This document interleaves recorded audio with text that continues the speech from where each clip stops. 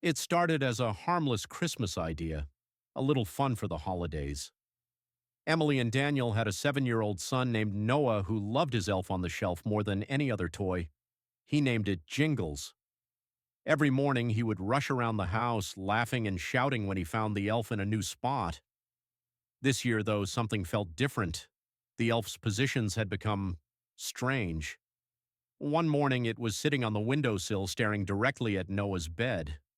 Another night it was balanced on the kitchen counter, head tilted at an odd angle, facing the hallway camera. Emily joked that Daniel was getting more creative, but Daniel swore he hadn't moved it, and Emily hadn't either. Still, they brushed it off. Until one night, Noah told them something that made both parents stop. "Mom," he said, his voice quiet, "Jingles talks when you're asleep." Emily smiled uneasily. "What do you mean, sweetheart?" "He said my name," Noah replied. "He told me not to tell you." Emily and Daniel exchanged a look. Probably a dream, they thought. Kids imagine things. But later that evening, Daniel came up with a playful idea. "Let's catch him in the act," he said. He set up a small camera across the living room, aimed at the shelf where Jingles sat.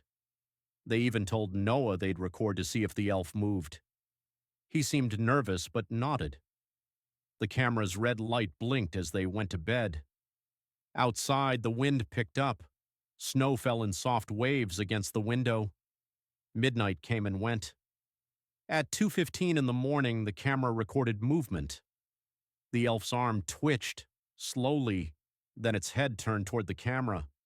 The glass eyes caught a faint glint of light. The footage showed nothing else moving. No strings, no shadows, just the elf, staring straight into the lens. Then the mouth moved. Barely a whisper, but audible. "Noah." A long pause, then again. "Noah, are you awake?" The voice was small, fragile, almost human, but not quite. In the morning, Emily poured coffee while Daniel loaded the video onto his laptop. He expected to see nothing but a glitch. But when the clip played, his face went pale. He replayed it, over and over. Same sound, same whisper. Noah's name. Emily laughed nervously. Someone edited it, maybe a prank filter or a bug in the mic. Daniel shook his head. No one touched it. They decided to test it again that night, just to prove it was nothing. This time they placed the elf on the mantel, angled the camera closer, and turned off every light. At exactly 2:13 a.m., the elf's head turned again. Not slow this time, sharp, sudden. Straight into the camera, its plastic mouth twisted into what looked like a grin. The audio spiked, a whisper again. But this time it wasn't just Noah's name. It said, "Noah, wake up. He's watching." The voice was clear, echoing faintly as if coming from somewhere else in the house. Then the feed glitched, static for 3 seconds, and froze. When they checked the camera the next morning, the file was missing. Only a thumbnail remained, a single still frame, the elf halfway off the shelf, one arm reaching toward the lens. Emily's stomach turned.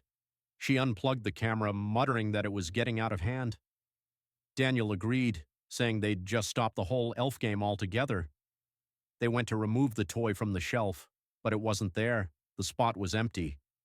They searched under the couch, behind the fireplace, even in Noah's room.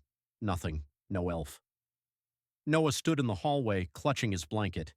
His eyes were wide, unfocused. "Mom," he whispered, "Jingles came to my room." Emily's breath caught. "What do you mean, honey?" "He was standing by the window," Noah said softly. "He said I shouldn't tell you again." Before Emily could respond, the camera, still unplugged, beeped once. Its power light turned on. The screen flashed, showing a live feed. The elf was back on the shelf, but not in their living room, in Noah's room. It stood near the bed, staring down at the child, its head twitching slightly from side to side. Emily dropped the device. Daniel ran upstairs. The door to Noah's room creaked open. The bed was empty. No Noah, no elf. The curtains moved gently in the cold air. Outside, small footprints led across the snow toward the trees, tiny paired with larger ones. Emily screamed his name. A whisper answered, soft, close, from the dark corner of the room. Noah, the same voice from the video. The whisper grew louder, echoing like wind through cracks in the wall. Then silence. The power in the house flickered. When police arrived, they found only one thing out of place. The camera was still recording. The footage showed the door slowly closing by itself. Then, in the final seconds before the screen went black, a tiny face leaned into view, plastic, smiling, the elf, whispering one last time, "Don't touch my shelf."